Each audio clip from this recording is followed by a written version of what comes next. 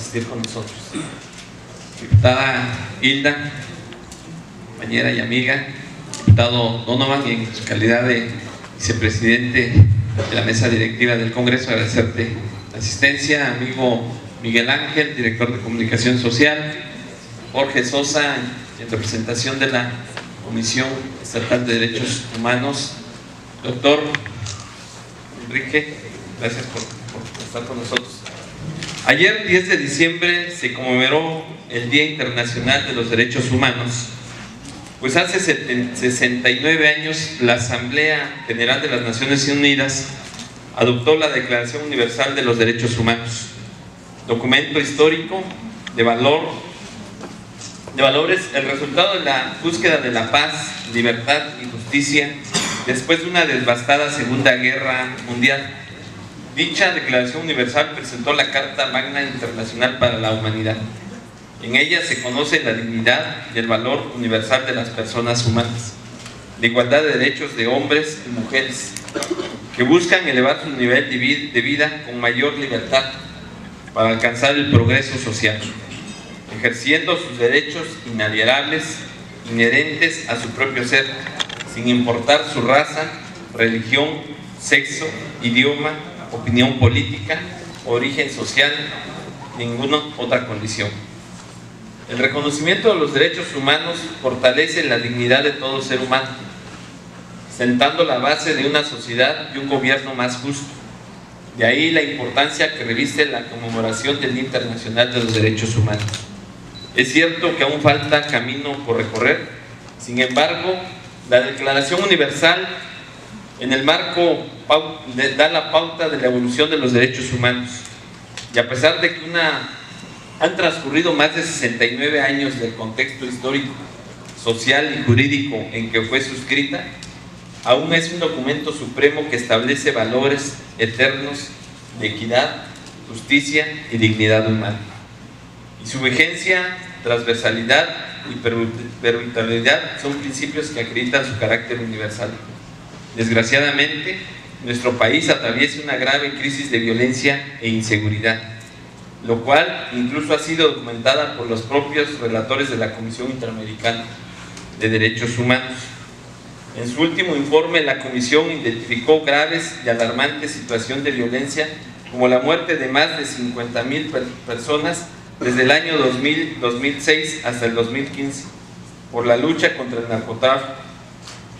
Más de 26,000 desaparecidos reconocidos por el Estado mexicano, más de 2,000 investigaciones de casos de tortura, ejecuciones extrajudiciales, además de documentar situaciones de grave inseguridad de las mujeres, las niñas, los niños, los migrantes, los defensores y defensoras de derechos humanos y periodistas, que muchas veces son víctimas de secuestro, tortura, amenazas y hostigamiento, al grado de ser citados de que México es uno de los países más peligrosos del mundo para ejercer el periodismo, con excepción de aquellos que se encuentran en guerra.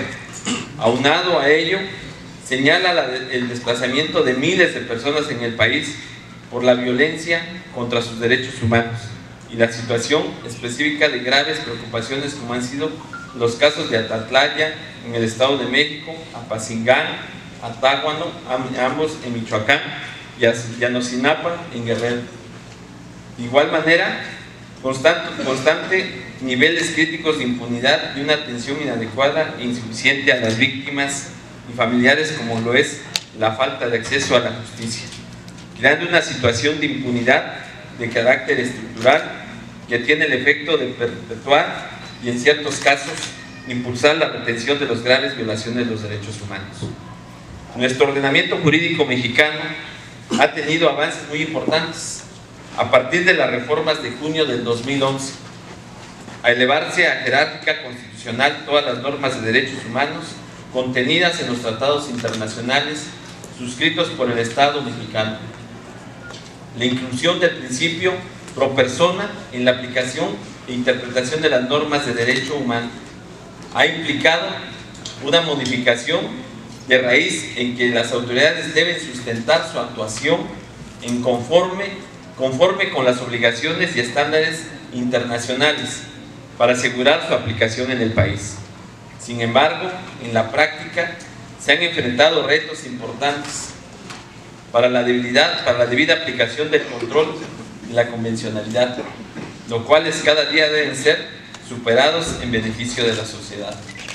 De acuerdo con los datos reportados por la Comisión Nacional de Derechos Humanos, en el sistema de alerta de violación de derechos humanos, a Oaxaca ocupa el 9º lugar de las entidades federativas con mayor número de reportes por alguna violación de los derechos humanos, cometidos solo por autoridades federales, después de la Ciudad de México, el Estado de México, Veracruz, Jalisco, Chiapas, Aguascalientes, Tamaulipas y Michoacán, aumentando en nuestro estado un 20.9%.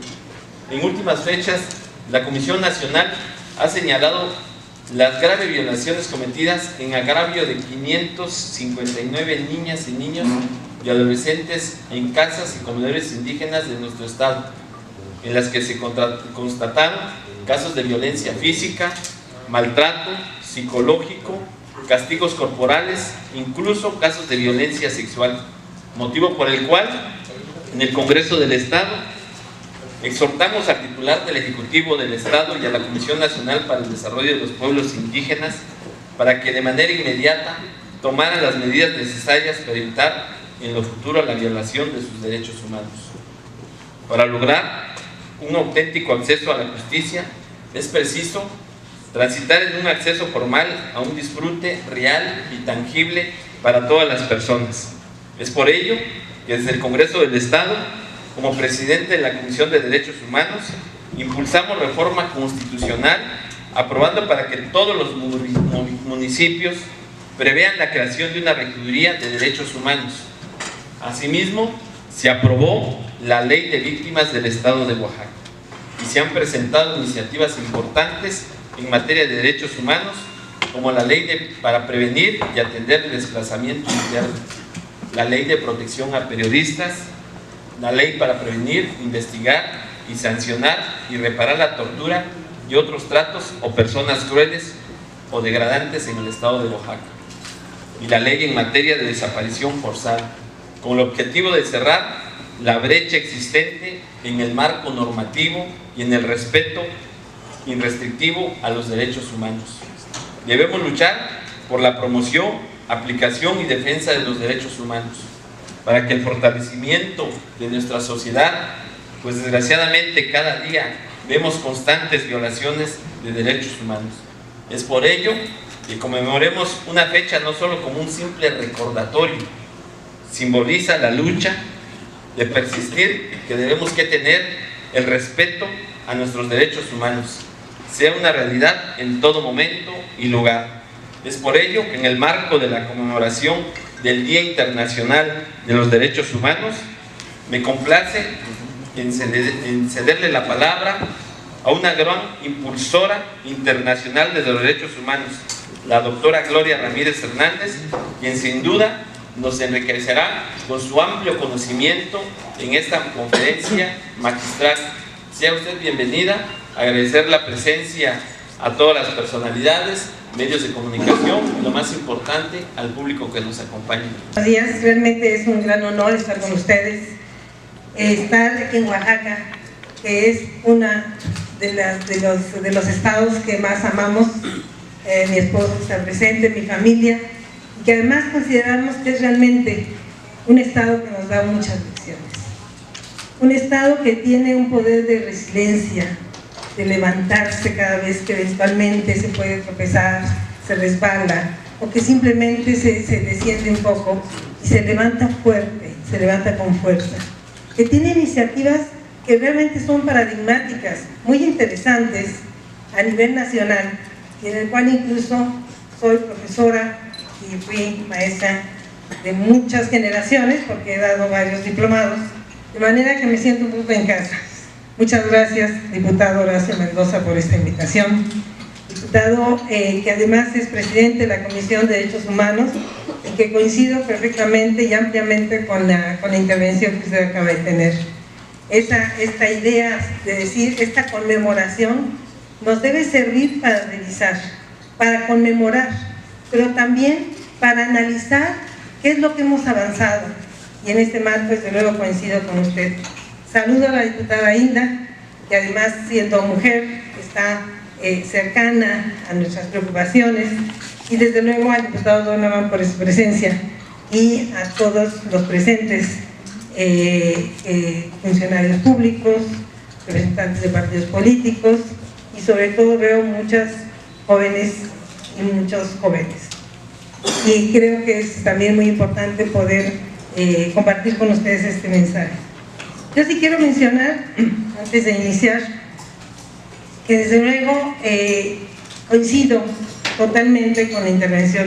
Me costó mucho trabajo poder definir qué podíamos ver de la Declaración Universal de 1948 a 2017. Avances y retrocesos. Yo creo que pocas palabras califican más este camino como estas dos palabras, avances y retrocesos. Y efectivamente veo con mucha satisfacción aspectos importantísimos. En Oaxaca incluso han sido pioneros, y aquí también quiero decirles que también estamos con muchas compañeras y compañeros que trabajan en la defensa de los derechos humanos. Pues pienso, no quisiera decir muchos nombres, pero bueno, voy a mencionar Anabel, por ejemplo, López, que trabaja por la defensa de las mujeres, con quien incluso hemos acompañado en algunas ocasiones algunos casos. Quiero no dejar de mencionarles a ustedes, para no decir nombres porque me puedo obviar muchas personas que son muy cercanas y que para mí he compartido con algunas de ellas, pues desde luego este quehacer que hacemos desde el campo de la educación, pero también desde el campo del análisis, de la investigación, de la reflexión. Y aquí empecé, hecho precisamente por una invitación del entonces presidente de la Comisión de Derechos Humanos, el doctor Edelcio Martínez, a formar a personal, porque la educación es importante, pero también es importante la ley. Pero sin educación y sin conjugar una serie de estructuras, realmente no podemos avanzar. En ese marco, bueno, no voy a decir más nombres porque creo que puedo obviarme muchos de ellos, pero sí no quiero dejar de mencionar al doctor Antonio Álvarez, que ha sido también un compañero de varias de los trabajos que hemos realizado, tanto académicamente como en la defensa, y le agradezco mucho también por haber pensado también en nosotros, y desde luego pues con el diputado Horacio Mendoza, el de poderlos acompañar. Les digo, comparto con ustedes. ¿Qué comparto? No sé si ya se puede ver mi exposición.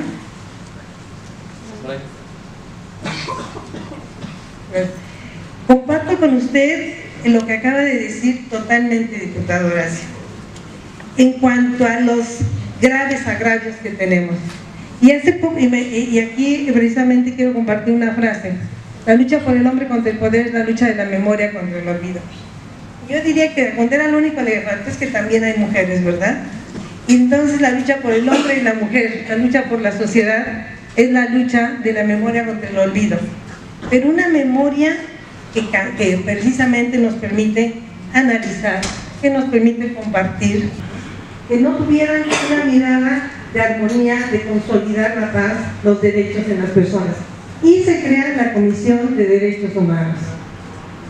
La Comisión de Derechos Humanos, que no salió en la diapositiva, se va a crear inmediatamente en 1946. Es decir, que desde que nace Naciones Unidas, que nace en 45, inmediatamente hay varias instancias que se crean. Una de ellas es una Comisión de Derechos Humanos. El coto o el espacio de un Estado para que otros Estados intervengan, para que otros Estados opinen, y en ese marco ya otro Estado puede opinar sobre los derechos de una persona y no los gobiernos, los titulares o los poderes pueden definir solamente sobre sus ciudadanos. Es cuando los derechos humanos toman el proceso de internacionalización. Pero Torres Bodet va a